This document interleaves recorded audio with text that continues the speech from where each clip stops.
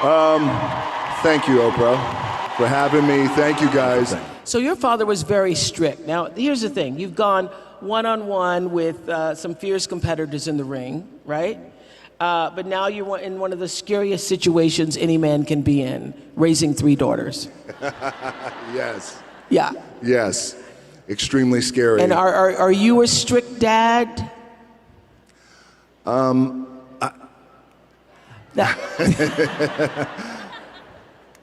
am. I'm not super strict, but discipline is important. Yeah. But also, you know, I'll go back to my dad. My dad loved me with the small capacity in which he was capable of. Mm-hmm. So I learned from that. And so with my daughters, I want to be as full and as present with the love that I give them. Present, so, yes. Yes. That's what we've been talking about. What do you want to make sure that they get that you didn't get? And it's so interesting when you have children, I've seen this from a lot of people, who you didn't get what you needed. You just didn't get what you needed because of what The Rock just said. Your parents didn't have the capacity to give it to you. And now that you're older, you have to learn to give that to yourself and to be able to give that to your children in a way that you don't carry on what was done to you. So what is it you want your daughters to know about the way you love them? I want my daughters to know that I love them unconditionally, truly unconditionally, without condition. And I have a daughter who's 18 years old. Her name is Simone. Jasmine, who just turned 4. Tiana. Baby Tiana, thank you, who is getting ready to turn 2. And I am, as I told my 18-year-old daughter Simone, I said, I love you. I'm going to tell you I love you every day. I'm going to text you I love you. So you're one of those say the words out loud. Yes, because I didn't get that. And Yeah. I will look at you, I love you, and I'm going to text you. But I also told her, I'm unattached. You don't even have to text me back, right? You could text me back, it's fine, but you don't have to. Like, it's okay. It's without condition. It's unconditional love. And I also want to teach my daughters the value of hard work. More importantly, I want to teach my daughters the value of being kind and how important that is. Well, you know, I read that your father, you used to watch him in training, and he would say, if I'm going to get up at 6 a.m., you're going to get up at 6 a.m. So what do you think you got the most from him? Was it your work ethic? What was it?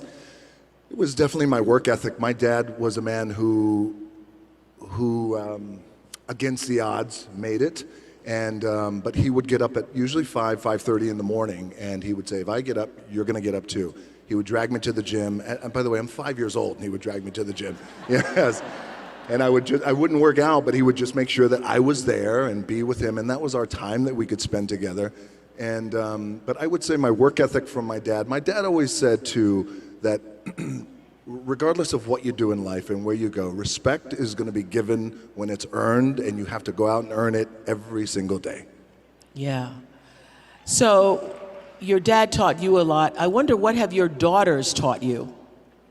My daughters taught me how to be, I think, more caring and more sensitive and more selfless. Yeah. Were you there for all of them when they were born? I was right there. Right there. I mean, right there. Yeah. Yes. I mean, you were right there. I was right there, yes. And bring it on. I mean, this is our moment, yes. Yeah, yeah. And is that a life-changing moment when that happens for you? It's the greatest thing that I have ever experienced in my life. And it gave me such a profound respect for my baby's mamas. I have 2. I was once married, and now I'm happily married. Lauren is back there. We've known each other for 13 years now, but it has been the most profound experience of my life. Because also too, you know, when you meet as a man, you meet someone, you meet a woman, and this is going to be the one, and you want to get married, and my first marriage didn't work out. But then the birth of a child and what that does, and the lens perspective that just shifts, and it just gives me a new profound respect for, again, their moms. So it didn't work out with the marriage, but then she became your business partner, your first marriage. She did, yes, Yeah. yes. And you still are. We still are. So my ex-wife, Danny, the marriage didn't work out, and it was just one of those things where it wasn't an ugly divorce. It was just Marriage wasn't in our cards. We're great friends. Marriage wasn't in our cards, but we both had an appetite for business and to accomplish things. And we thought, well, what if we continued to do business together? And do you think we can? And it felt like it was like we could make something happen, and we did. I know you didn't grow up with a lot of money, and I read the story about when I think you were around 15 and there was an eviction notice on the door, and how that made a big impression on you, right? It did. Now, Yes. now you're one of the highest paid actors in the world. Oh, thank you. I do all right, thank you. You do all right. And does that title, the sexiest man alive, the highest paid in the what do those titles mean, if anything? You're the greatest, you're the most popular, you're the most followed, you're the most.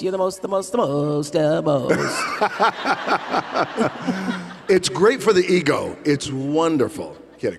Yeah, the better question is, how do you keep your ego in check when all of that is happening all around you? Sure. Yeah. Very important.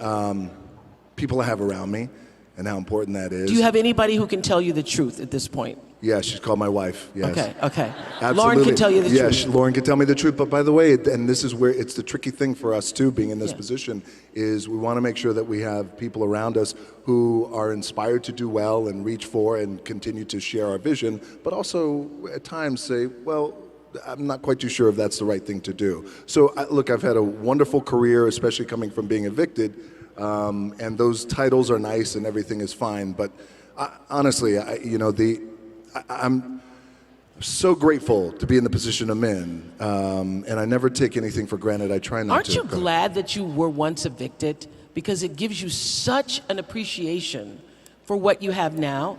It just gives such perspective. When we were 14 years old, we lived in Hawaii, and we lived in a small efficiency apartment. And my mom and I came home, and I'll never forget, the rent was $180 a week. And there was an eviction. A week? And there was an eviction notice on the door. And this was the one, it was the final eviction notice. Like, that's the one. My mom started crying, and I never forgot in that moment. It was a seminal moment for me because I felt like I never want to be in this position again. What can I do? So at 14 years old, I thought, well, the heroes in my life, Muhammad Ali, for example, professional wrestlers, they're all men who have worked hard with their hands and they built their body. Yes, that's what I'm going to do. I'm going to do what my dad taught me and these other heroes. I'm going to go build my body so we're never evicted again. But being evicted, by the way, has, as you were saying, has not only given me just great perspective, but also great gratitude, but also, and my team and my family, we laugh at it, but I feel this way, like, oh, well, you know, we're a month away from being evicted. I got to go to work. Like, I still have that in my head. You still have that. I still have that in my head, you know, but it keeps you grounded, by the way. Yeah. Yeah, because that's why the most this and the most that, again, it's wonderful, but the alternative is what I once was. And it also doesn't change the way you're wired, because I still save toast. I do. I will save toast rather than throw it away. And I know there's going to be more toast, but I still do because there's something in me, because when we were growing up, we had to save it. You know, you weren't allowed to like throw food away. So there was a really big deal. So here's the deal. You have now you get the biggest paychecks. You have all this money, acclaim, fame. You didn't have that growing up. How do you raise children who have good sense and are also kind when they have everything? Because part of what made you who you are is having had that eviction notice and having not had everything. So how do you do that how are you planning to do that with your children? So for example, with our 18-year-old daughter, it was really important that we share those stories, share the stories about being evicted. Her mom's parents were immigrants who came over from Cuba. It's important that we've always shared those stories. And also, we try and keep it as simple as we possibly can. We have a farm in Virginia. Happily to say that I've moved my family here to Atlanta. So Yay! place 30, 45 minutes away where it's very quiet, but also just making sure that we continue to instill in the babies and the kids the value of $1 and what it means and the value of food, and always saying how grateful we are and the things that we're grateful for, especially at that young age. So I want to know, how is success different from the way you imagined it would be? I never imagined this. I at one time when I was a kid, I did feel in my heart and in my gut that I thought, oh, I think the world's going to hear from me. I don't know how, but I do feel that way. But I never thought in my mind it was this level of success or fame even. It was, I don't know how, but the world's going to hear from me. So, which is maybe why, I at times I could walk around and I could look at things like I'm a big kid, like everything can, at times, can be like I'm in Willy Wonka's chocolate factory, where I'm just really in awe of everything that's really happening around me. What's the first thing you splurged on when you realized you had enough to splurge? Okay. So, all right. The first thing I splurged on, so when I was a kid, 13, 14 years old, in my mind, what it meant to be successful, it was a Rolex watch. Ah. Right. So there was such a valuable lesson out of this. So I thought for years, oh wait, every successful man has a Rolex watch and has diamonds in it. So when I finally was making a little bit of money, and this was in 1999, and I thought, okay, and this, by the way, I was still living in an apartment, paying monthly rent, but again... Oh, you renting and buying a Rolex? I was just renting horrible financial decisions. decisions. You should definitely own if you're buying a Rolex, okay? Yes. Yeah. This is what not to do. So I thought, this is it, I'm gonna splurge, and I went and I got myself a Rolex, and I wore it, at that time I was wrestling, I wore it in the ring, not for a match, but I was doing an interview in the ring. And I wore it in the ring, and a melee broke out, which always happens in the wild world of professional wrestling. One of the wrestlers fell on the Rolex when it came off. It broke. Live TV, and you see me, oh my gosh. My Rolex. And I'm supposed to be in the moment and wrestling these other guys. Oh no, my Rolex. Like you could see the tail. I'm trying to get my Rolex, and somebody's like kicking me, and they're trying to get it.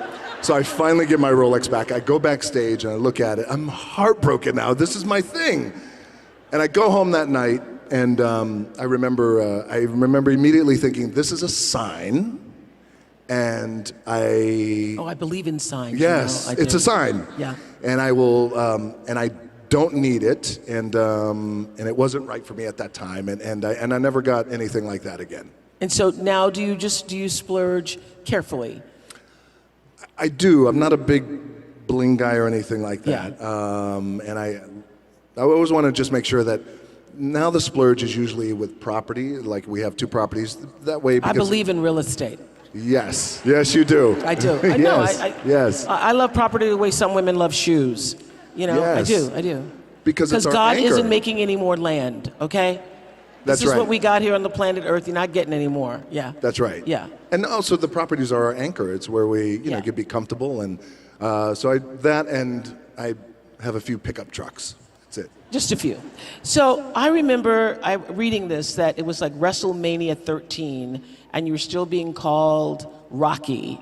And there were a bunch of fans at the time who were jeering you, and they were saying, unkind things. And you used that moment and literally turned on your heels and turned it around. And, this whole Vision Tour is about people who've been knocked down sometimes in life. Everybody, not in a ring, but have had those moments where you didn't feel like the rest of the world saw you for who you needed to be. Right. How were you able to turn that around? Okay, so thank you for bringing that up. So this is, it was a turning point in my career, and it really allowed me to grow, and it really allowed me just to be me and be anchored in with who I am. So when I first started wrestling, the idea was, well, why don't you call yourself Rocky Maivia? Out of respect for your dad, Rocky Johnson, and your grandfather, Peter Maivia. I hated the name. And I thought, well, I just wanted to make my own way. And I wanted to be independent. I love my family, but I don't want to do it like that because it feels like I'm trying to leverage their fame.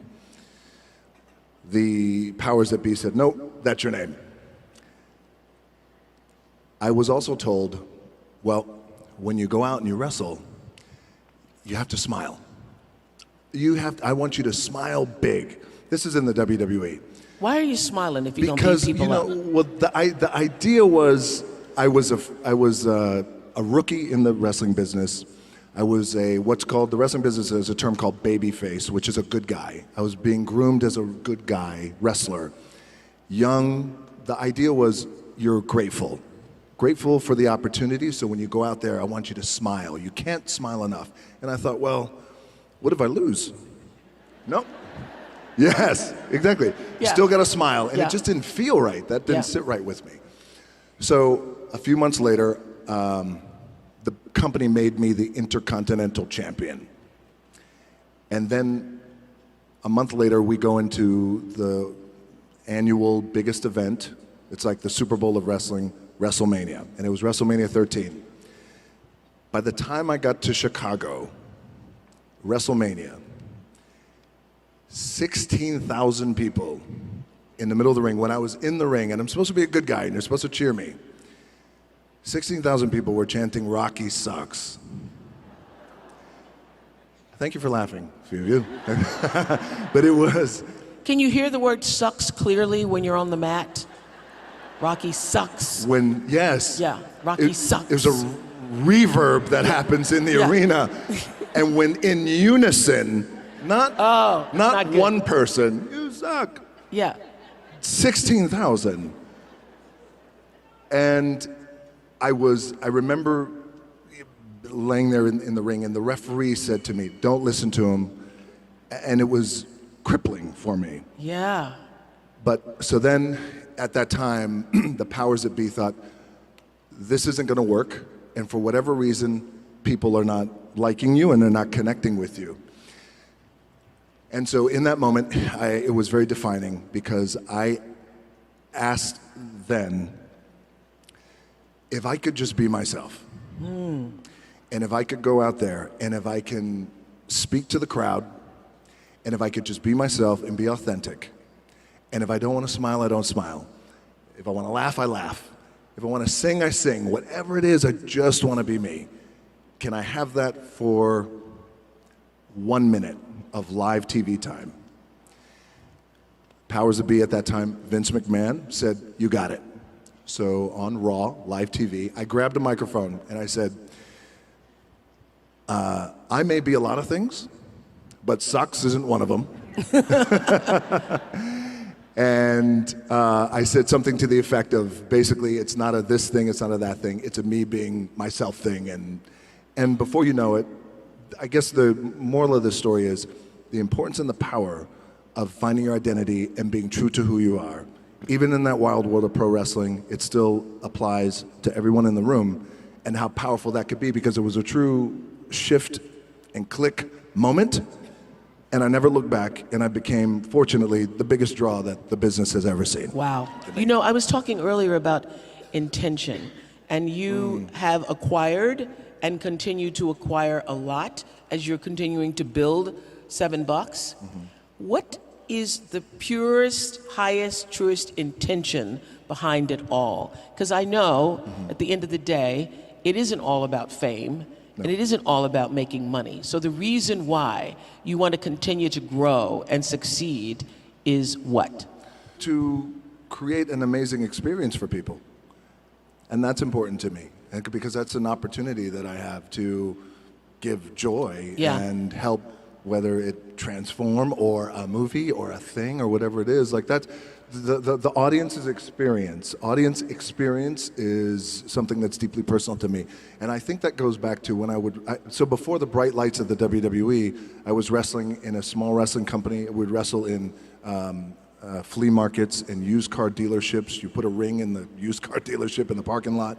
But the reason why I bring that up, and state fairs, but there was an intimacy there. And even at that level, it was always about, well, how can I send the audience home happy and make people feel good? And by the way, I also feel like if you're in a position to make people feel good, that is such a powerful thing. Yeah. It's such a powerful thing. I know we did you for Masterclass for OWN, and something you said there really stuck with me, that the most powerful thing you can ever do is to be yourself. Be yourself. Yeah.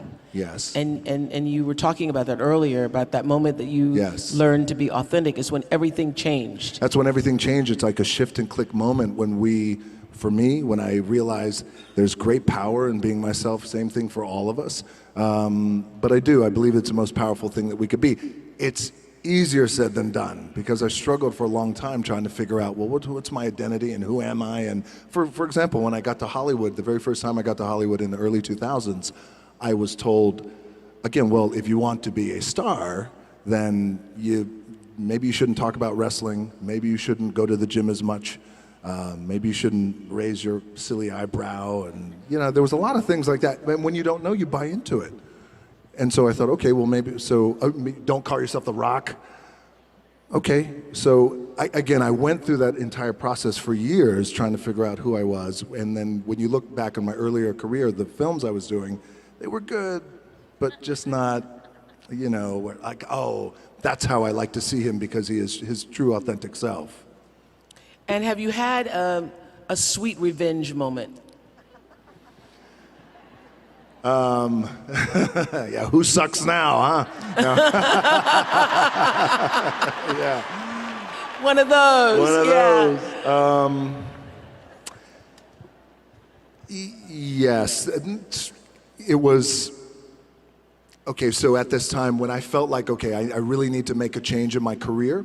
I need to be me, and I want to have the kind of career that is a global career. And I said, I'm not quite too sure how we're going to do it, but I need you to buy into the vision with me, and I'm willing to put in the work with my own two hands. As I was telling my agency at that time in Hollywood. And they all looked at me like I had three heads, and they thought, well, we just don't. They thought, okay, sure, kind of placating me. And then eventually I left them and then decided, you know what? My name is The Rock, and I come from the world of professional wrestling, and I look the way I look, and I talk the way I talk, and I love to work out, and you know what? This is who I'm going to be. And then here I am today. So for those who said, we don't get it, kind of sweet revenge. So you posted on Instagram in November, joy and hope cost nothing. Remember this? Yes. And yet, it's the most powerful gift that we can all give. And that's the real magic to life. So after everything that you've been through, particularly this past week, what are you now most grateful for today? I'm most grateful for life. I'm most grateful for an opportunity. I'm most grateful for my family. Gratitude is a big thing with me. I mean, it is truly my anchor. Yeah. Yes, mine too. you too, it's right? religion. It's my anchor, and I wake up with a heart full of gratitude. And even in death, and even when things don't go right, and even though I didn't make it to the NFL, me making it to the NFL was the best thing that never happened. Yes. Because it also gave me a great sense of gratitude to be here. So I would say that it would be, and also I want to tell you, and I'll tell you this, Oprah, and I want to tell you guys, like I was so excited to come here and do this with you and share a little bit of my story and background and any kind of wisdom that I have learned over the years to share with you guys. But I want you to know that, especially this week of just, laying my dad to rest, I needed this from you. And I thank you, truly.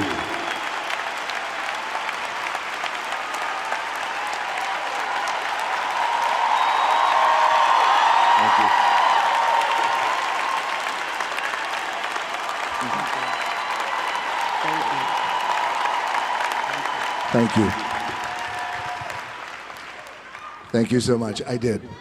I love you back. I truly do. That's some good mana y'all just gave. Some good mana. But thank you. I did. I needed this, and I needed this. I needed the love and this mana, because what I also realized is, and I felt it coming in, is that, you go to rock concerts and things and events and wrestling matches or whatever, but, you know, when you come to this room and you have thousands, 12, 13, 15,000 people who have one intention, which is to be better and give so much love and receive so much love. Yeah. It's a powerful thing. It is a very powerful thing. Thank you for being here today to share it.